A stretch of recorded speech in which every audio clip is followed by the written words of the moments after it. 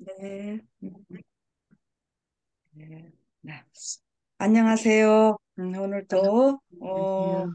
제 첫 시작을 하나님께 상등품으로 드리고 계시는 여러분 모두에게 하나님의 축복이 함께 하시기를 간절히 기도드립니다. 우리 한국에 계신 분들은 또 마무리를 하나님께 드리시고 계십니다.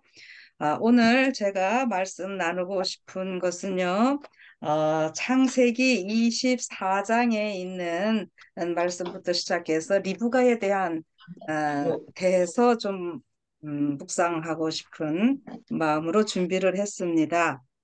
아, 여러분 리브가가 누구입니까? 야곱의 아브라함의 어머니, 예, 며느리가 되겠고 이삭의 부인이 되겠죠.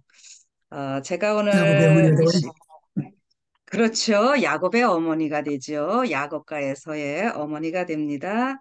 그래서 제가 오늘 이 묵상반에서 이렇게 리브가에 대해서 좀 같이 나눠보고자 하는 이유 중에 하나가 어떤 분들이 이런 말씀을 하셔요.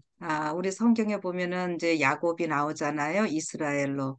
그래서 이 야곱은 아버지 이삭이나 할아버지 아브라함보다도 어떤 면에서는 이름이 더 많이 불려지고 이 야곱의 이름이 이스라엘로 민족의 이름이 되고 국가의 이름이 되고 영원한 하나님의 나라 백성들의 어떤 그 이름이 되는 이런 특권을 갖습니다. 그런데 그렇게 하기까지 야곱의 삶은 굉장히 그야말로 파란만장한 삶이었습니다.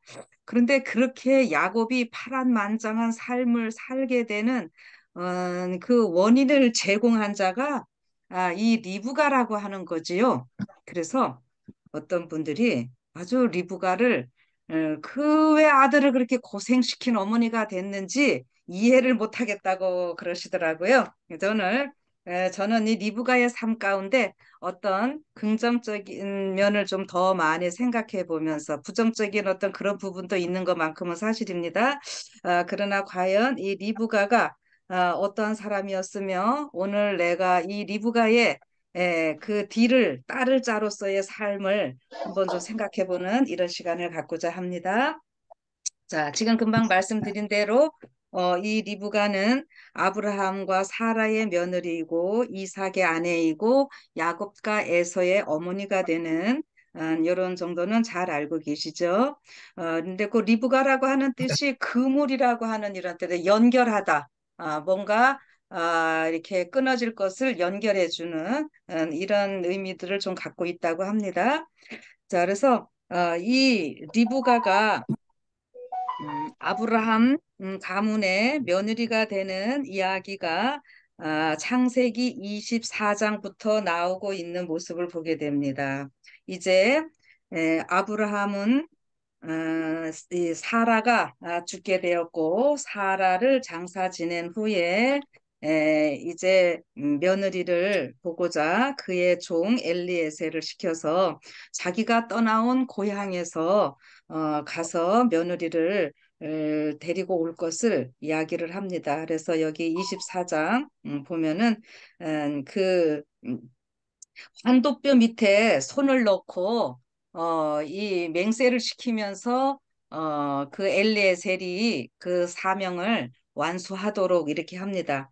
이 환도뼈 밑에다가 손을 넣는다고 하는 것은 이제 환도뼈 가장 우리 몸의 중요한 부분이고 우리 이 남자들 정소가 생기는 여기 신랑과 다 연결돼서 이 환도뼈 허리 요런 데랑 다 연결되는 이러한 부분입니다. 그러니까 생명의 시작, 어떤 기운의 시작, 이런 것이기 때문에 이 환도표 밑에 손을 넣고 그 맹세를 시키는 일은 아주 엄숙하고 중요한 그런 일이 되겠습니다. 근데 이렇게 해서 이 엘리에셀을 보낼 때에 여기 10절에 보면은 24장 10절에 이에 종이 그 주인의 약대 열필을 취하고 떠났다 이렇게 이야기를 합니다. 낙타 열필이라고 하는 것은 굉장한 지금 아브라함이 부자이고 그의 며느리를 얻기 위해서 지참금을 어마어마하게 보내고 있는 모습을 보게 됩니다. 여기 엘리에셀이 혼자만 간 건 아니겠죠. 네. 엘리에셀은 그 종들 중에 대표가 되는 것이고 이제 일단에 무리들이 가게 될 텐데 어쨌든 낙타가 10필이면은 그냥 낙타를 끌고 가는 것이 아니라 거기에 뭐 짐도 싣고 그래서 고대 그 풍속에 보면은 그 아, 신부를 데리고 올 때 지참금을 주고 와야 되는 이러한 모습입니다. 그래서 이렇게 리브가를 데리러 가는데 엘리에셀이 메소포타미아 그 나홀의 성에 갔을 때 기도하는 장면 여러분들 많이 아실 거예요.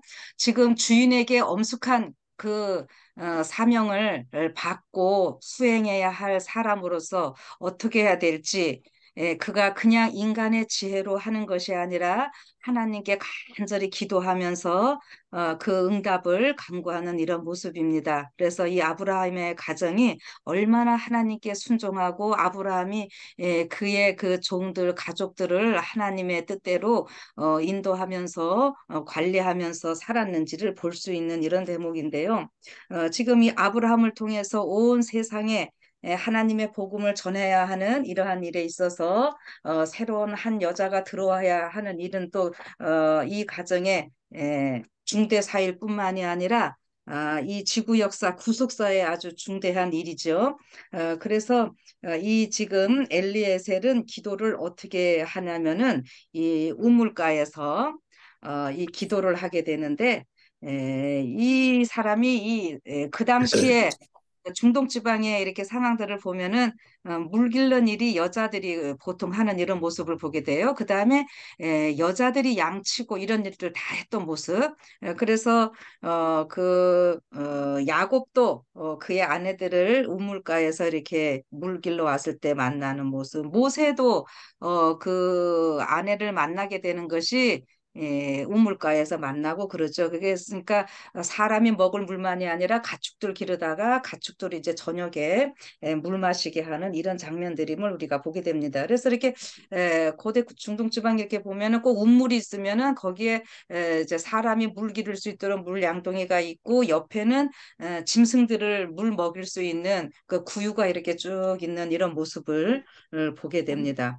그래서 여기 지금 이렇게 기도를 딱 엘리에셀이 하고 났을 때에 그 소녀들이 여인들이 오게 되는데 그 여기에 이름이 바로 나오고 있지요. 15절에 보면은 말을 마치지 못하여서 리브가가 물 항아리를 어깨에 메고 나오니 그는 아브라함의 동생 나홀의 아내 밀가의 아들 부두엘의 소생이라. 그 소녀는 보기에 심히 아립답고 지금까지 남자가 가까이 하지 아니한 처녀더라. 그가 우물에 내려가서 물을 그 물 항아리에 채워가지고 올라오는지라. 종이 마주 달려가서 가로되 원컨대 청컨대 내 물 항아리에 물을 내게 조금 마시오라. 그가 가로되 주여 마시소서 하며 급히 그 물 항아리를 손에 내려 마시게 하고 마시우기를 다하고 가로되 당신의 약대도 위하여 물을 길어 그것들로 배불리 마시게 하리이다. 이런 장면이 나옵니다.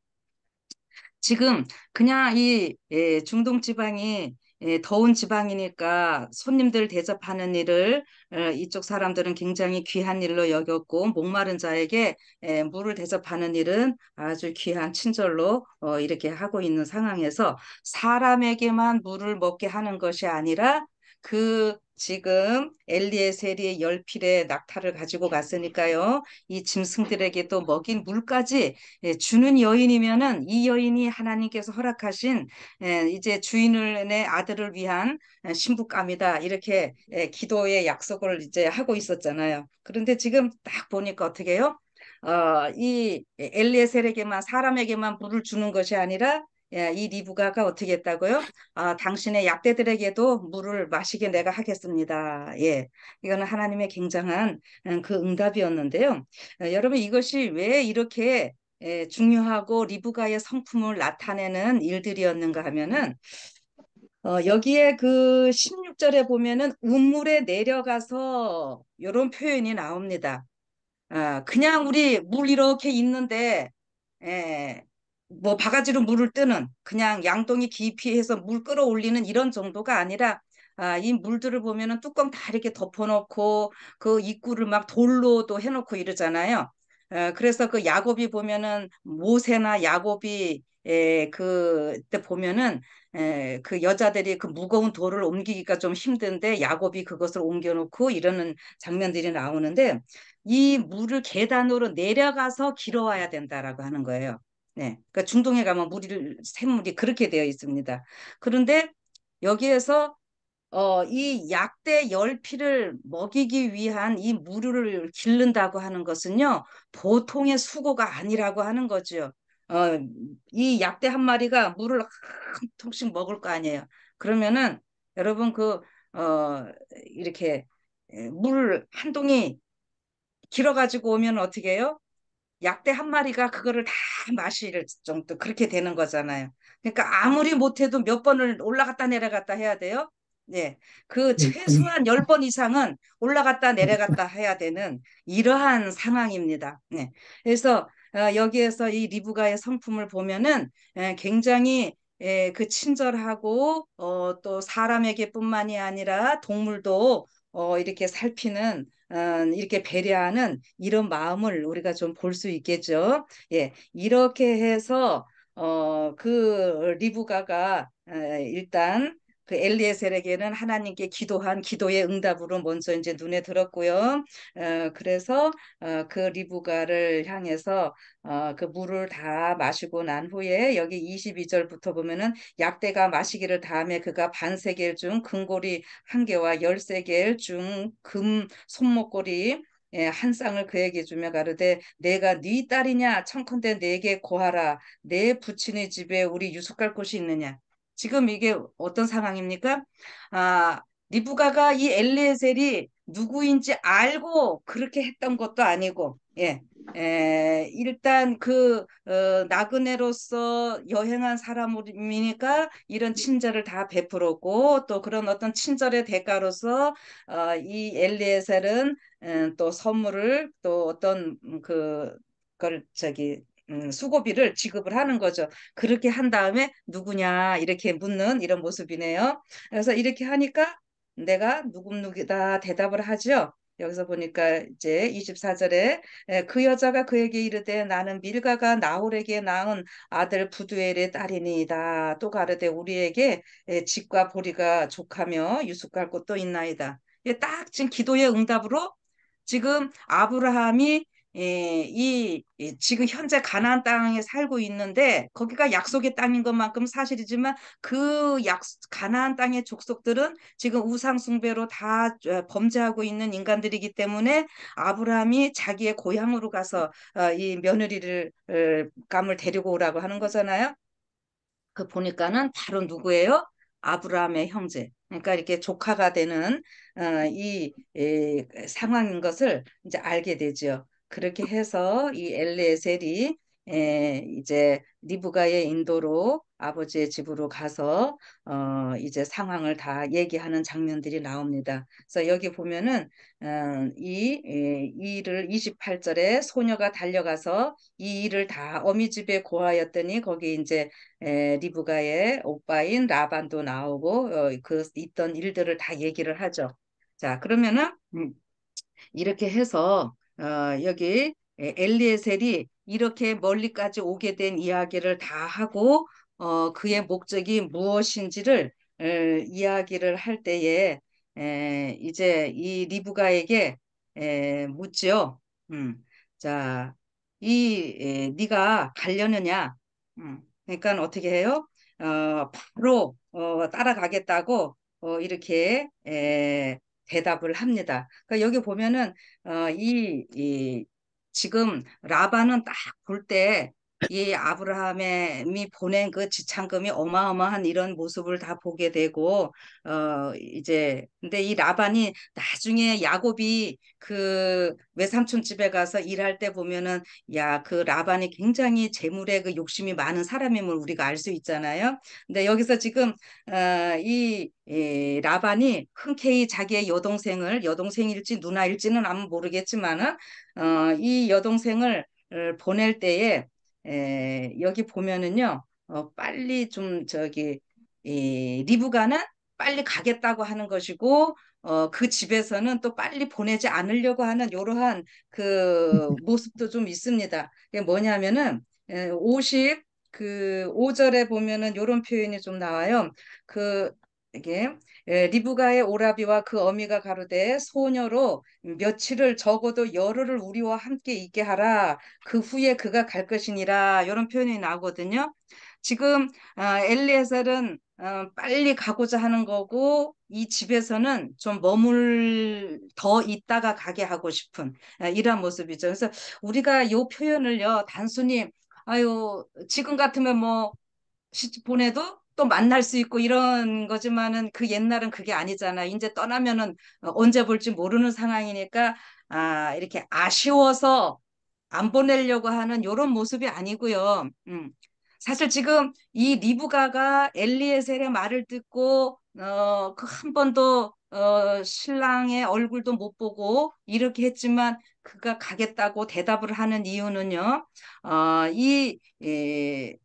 우리가 이 배경을 다 본다면은, 아브라함이 원래 여기 같이 살다가 왜 가나안 땅으로 갔는지, 그다음에 그 하나님께서 하신 약속의 말씀들, 이런 것이 이렇게 다 소문으로 나 있었다고 우리가 보면 되겠지요. 그러니까 지금 그러한 것들을 들은 상태에서 엘리에셀이 또 이렇게 와서 이야기를 할 때에, 리브가는 믿음이 있는 처녀로서 이 대답을 하고 떠나게 되는 이런 모습입니다. 그래서 그런데 이것을 우리가 영적인 모습으로 보면은, 라반이 한 열흘 정도 좀 머물러 있게 하라 이렇게 하는 이 표현이, 에, 그 어떤 그 좀 지체하게 하는, 머뭇거리게 하는, 하나님께서 우리의 삶의 어떤 신앙의 삶으로 인도하시고자 할 때에 우리가 즉시 순종하는 것이 필요한데, 사단은 어떻게 해요? 이 핑계 저 핑계 대면서 자꾸 우리를 머뭇거리게 하는 이런 일들이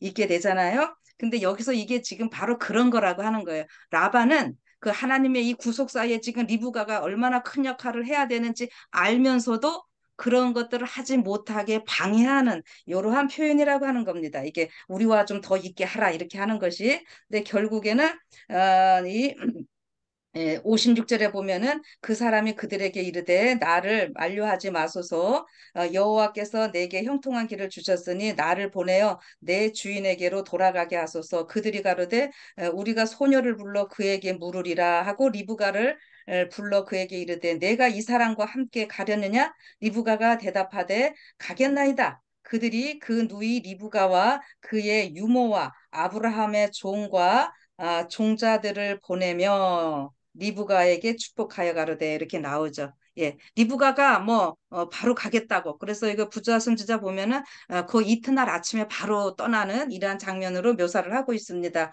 그래서 종들 있고, 여기 유모가 같이 따라가는 요 유모의 이름이 드보라로 이 부자 선지자에는 나오고 있습니다. 그래서 요 드보라는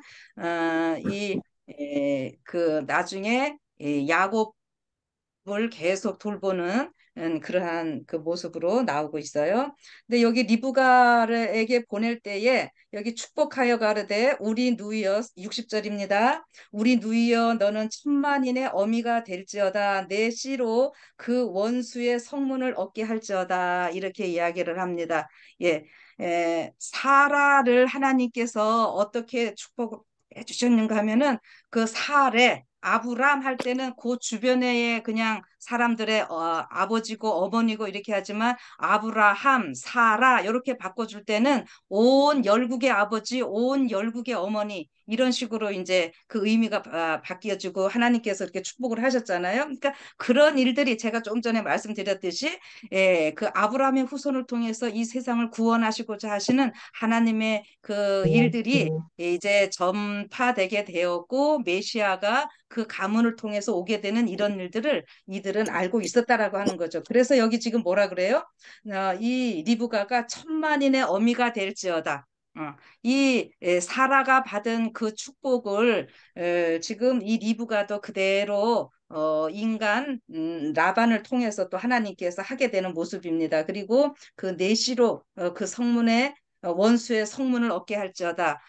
이것이 곧 이제 결국 예수님이 오시게 되는 이런 장면이지만 예수님을 통해서 사탄을 물리치게 되는 결국적은 그렇게 되지만 어쨌든 지금 이 라반이 리브가를 그렇게 다 축복을 해서 보냈다라고 하는 거죠.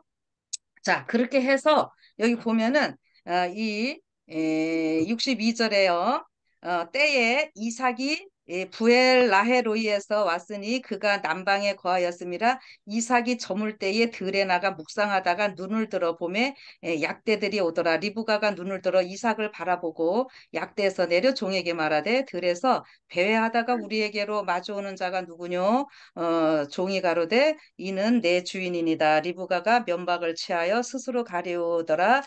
종이 그 일을 다 이삭에게 고하며 이삭이 리브가를 인도하여 모친 사라의 장막으로 드리고 그를 취하여 아내를 삼고 사랑하였으니 이삭이 모친 상사 후에 위로를 얻었더라. 이렇게 나오고 있습니다. 근데 여기 보면은 63절에 이삭이 들에서 묵상하다가 이런 표현이 나옵니다. 묵상하고 이게 저녁 되고 이제 리브가가 엘리에셀하고 같이 오는 이런 모습을 보면서 만나는 이런 장면으로 얘기를 하는데 여기 이 묵상이라고 하는 말이요. 히브리어는 수아흐라고 이렇게 나오고 있는데 우리 재림 주석에도 그렇고 조금 요 단어를 애매하게 표현을 합니다. 정확한 의미를 잘 모르는 그리고 영어에도 요거는 메디테이트 혹은 그 뮤즈 요런 단어로 해석을 해놓고 있어요.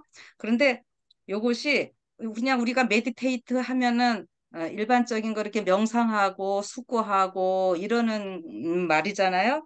근데 그 요 단어가 수화화라는 요 단어가 성경 여기에서 여기밖에는 안 나타나요. 그런데 오늘날 그 유대인들의 그 해석을 보면은 지금 여기 뒤에 보면은 이삭이 모친 상사 후에 위로를 얻었다 이런 표현이 나오죠. 어머니가 돌아가신 지 3년이 된 이런 상황이거든요.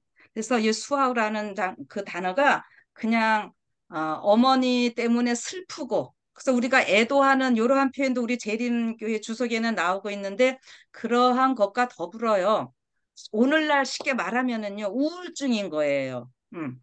그래서 어머니가 돌아가시고 이렇게 하니까는 이삭이 좀 굉장히 힘든 이러한 상황일 때에 누구를 통해서 그 모든 것이 치유되고 또 새로운 삶을 살게 되느냐 하면은 리브가를 통해서 그 일이 있게 된다라고 하는 거죠. 그래서 성경에서 이 여인들의 그 역할이 굉장히 중요하고 아담에게 하나님께서 하와를 주실 때 뭐라 그랬어요? 돕는 배필이라고 하는 표현이 있잖아요. 그래서 이 구속사에서도 보면은요, 이 여인들이 반드시 그 같이 그 협력해야지 이 구속사가 이루어지는 이런 모습이고, 우리 예수님이 우리의 남편이시고, 우리 교회가 여자 신부로서 이렇게 나타나는 이런 모습이잖아요. 그래서 이 구속사는 예수님과 신부인 우리가 함께 이루어가는 이런 모습으로 이야기를 해줍니다. 자, 그렇게 해서 이제 이삭과 리브가가 결혼하고 사는 장면으로 나오다가 이제 25장에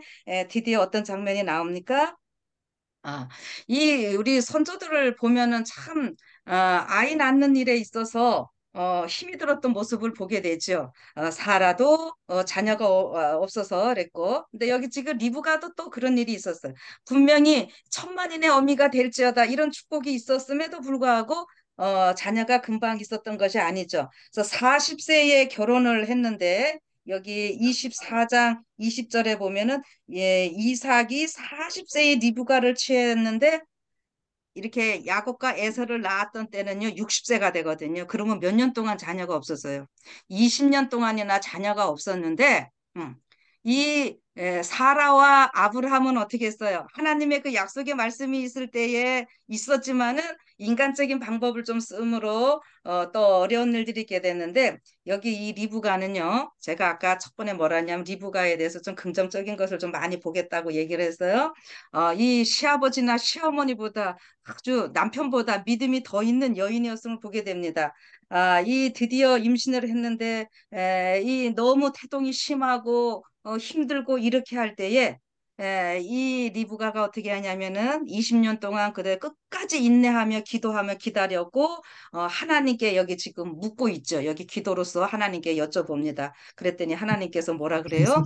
두 국민이 너한테 있는데 작은 아이가 어떻게 큰 자가 어린 자를 섬기겠고 이게 이제 그 예언을 쭉 해주는 이러한 모습이죠. 그래서 결국 그 쌍둥이를 낳게 될 때에 그 장자 에서는 아버지가 더 사랑하고 야곱을 이 사라는 아니 리브가는 더 이렇게 사랑하는 이러한 장면은 우리가 잘 알게 되죠. 근데 이제 제가 오늘 이제 26절로 또 이렇게 보면은 어떤 일이 26장 또 계속 이제 넘어가면서 보면은 이 이삭의 삶이 나오고 있고 이들이 이제 27장에 가가지고 그 장자의 축복 해주는 장면 있잖아요.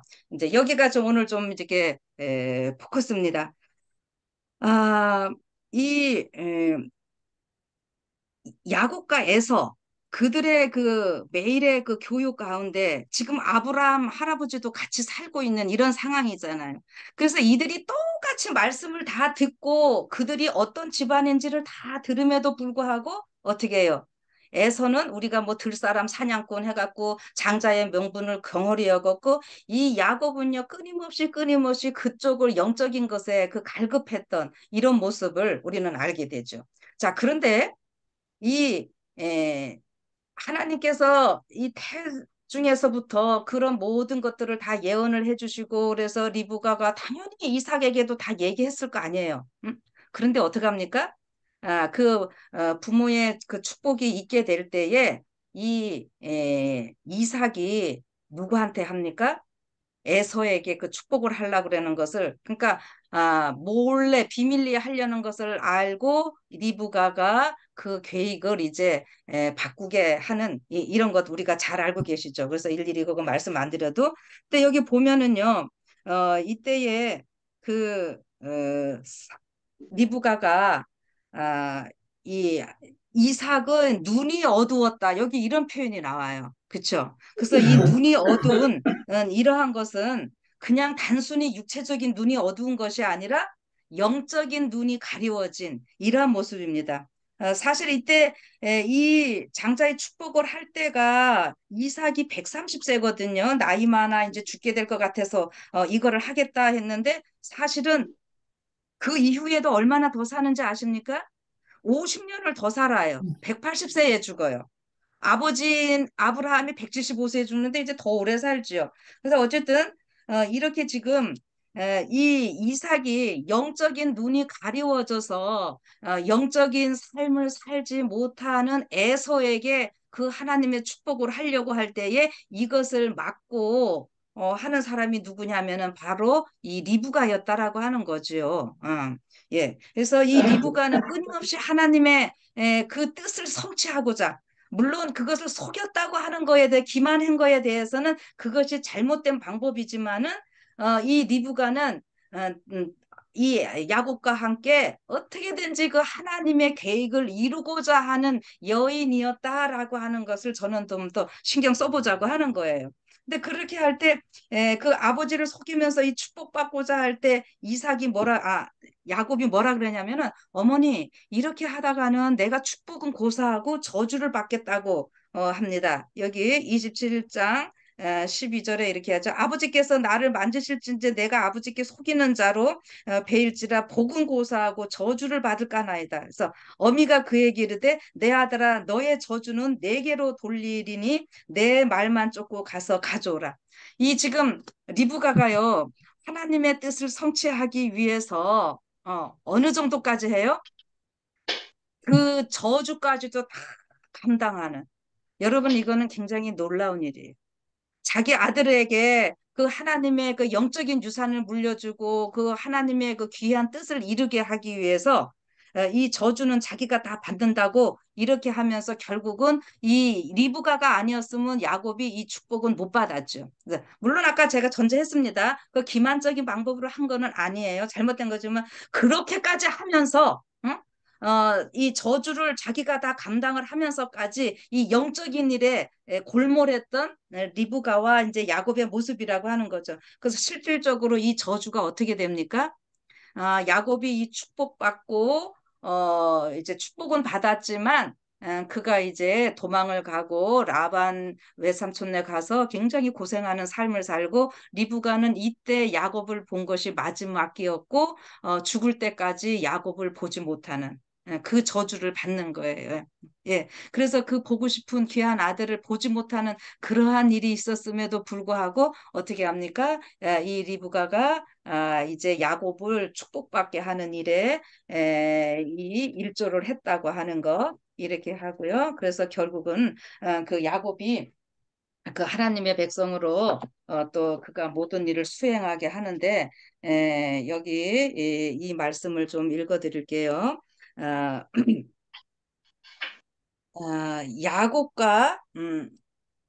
야곱과 리브가가 그들의 목적은 성취하였으나 그들이 얻은 것은 다만 기만으로 말미암은 고민과 슬픔뿐이었다. 하나님께서 야곱의 장자의 명분을 받으리라고 선언하셨으니 그들이 만일 믿음으로 그분께서 그들을 위하여 일하실 때까지 기다렸더라면 그분의 말씀은 그분께서 정하신 때에 성취되었을 것이었다. 그러나 오늘날 하나님의 자녀라고 공언하는 많은 사람들처럼 그들은 그 문제를 그분께 맡기려고 하지 않았다. 리브가는 자신이 아들에게 한 잘못된 권고를 통절히 회개하였다. 이것이 야곱을 이브가에서 분리시킨 원인이 되어 그 여자는 아들의 얼굴을 다시 볼 수 없었다. 장자의 명분을 받은 그 시간부터 야곱은 자기 정죄에 억눌렸다. 그는 아버지에게 그의 형에게 자신의 영혼에게 그리고 하나님께 죄를 지었다. 짧은 시간 동안에 그는 일생 동안 후회할 일을 저질렀다. 오랜 세월 후에 자신의 아들들의 악한 행동이 그의 마음을 억압하였을 때 이 광경은 그의 앞에 역력히 떠올랐다. 예. 그런데 요런 안타까운 일이 있긴 하지만은 이 에, 리브가를 통해서 야 이삭이 그 눈이 어두웠을 때에 이 리브가를 통해서 이제 그 하나님께서 하신 그 일을 성취하는 일을 하였는데 여기 눈이 어둡고 연로한 아버지는 기만당한 줄 알고 놀라움과 고통으로 떨었다. 그가 오랫동안 자기 나름대로 품고 있던 소망은 좌절되어 버렸고 그는 그의 맏아들에게 틀림없이 다가올 실망을 절실히 느꼈다. 그러나 그의 목적이 좌절되고 그가 방지하려고 결심하였던 바로 그 일이 실현된 것은 하나님의 섭리였다는 확신이 그에게 번개처럼 떠올랐다. 그는 천사가 리브에게 한 말을 기억하였으며 지금 야곱이 범죄하였음에도 불구하고 그는 야곱이 하나님의 목적을 성취하기에 가장 적합한 사람임을 보았다.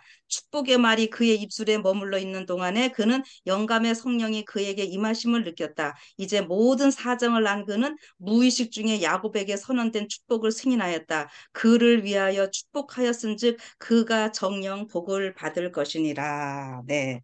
자, 이렇게 해서 이제 야곱이 진정으로 아버지의 축복을 받고 하나님께서 어, 그 약속하셨던 그 일을 이루어가는 어떤 과정에서 리브가의 역할을 좀 생각해 보는 시간을 가졌습니다. 자, 그럼 오늘 저는 여기서 드리고 싶은 말씀이 이거예요. 리브가가 과연 어떠한 사람이었는가? 음, 어, 이삭이 어머니를 여의고 굉장히 힘들어할 때에 그 믿음으로 어, 바로 그 엘리에셀을 따라가서 그 가정의 위로자가 되었다라고 하는 것. 이 리브가의 위대함이 이런 데 있지 않는가 하는 거예요. 예. 또 하나, 그 다음에 이 리브가는 사명을 일깨워주는 자였다라고 하는 것입니다. 비록 그의 남편이 그 하나님의 그 뜻을 그 큰 자가 작은 자를 섬기려고 하나님께서 분명히 다 이렇게 하셨음에도 불구하고 그 일을 이루는데 남편이 영적인 눈이 감겨져 있는 이러한 상황일 때에 이 리브가는 자기의 목숨을 내놓고 그 일을 위해서 나섰던 그러한 여인이었잖아요. 그래서 저는 이것을 사명을 일깨워주는 자였다. 이렇게 좀 이야기를 하고 싶어요. 그래서 우리 보면은 비록 야곱이 그런 어려운 파란만장한 굴곡의 삶이 있었지만은 그는 결국 이스라엘 하나님과 싸워서 이겼다라고 하는 것은 그가 하나님과 함께 구속사를 할 수 있는 자라는 이러한 의미가 됩니다. 그래서 그것이 계시록 일곱 교회에 가서 보면은 이기는 자에게는 자꾸 약속을 하시는데 그 이기는 자라는 표현이 요 이스라엘에게서 나오는 말임을 우리가 알 수 있습니다. 그래서 그러한 야곱이 이기까지의 이 리브가의 역할이 저는 굉장히 중요한 작용을 했다고 하는 이런 것을 생각을 하면서요. 구약의 뿐만이 아니라 뭐 성경 전체에서 여자들의 했던 역할들 여기 보면은 그 롯의 아내 같은 경우는 어떻게 합니까? 읽어보면은 롯의 아내 때문에 롯의 가정이 그렇게 불행하게 되는 이런 일들. 그 아브라함도 사라의 또 그런 일들이 있었고 그런데 지금 여기에서 보면은 이삭은 리브가로 인해 가지고 그렇게 위로도 받았고 또 그 가정에 하나님께서 주신 사명을 또 감당할 수 있는 일이게 되었다는 거 생각하면서요. 오늘 이 시대에 우리의 삶은 어떠해야 될까?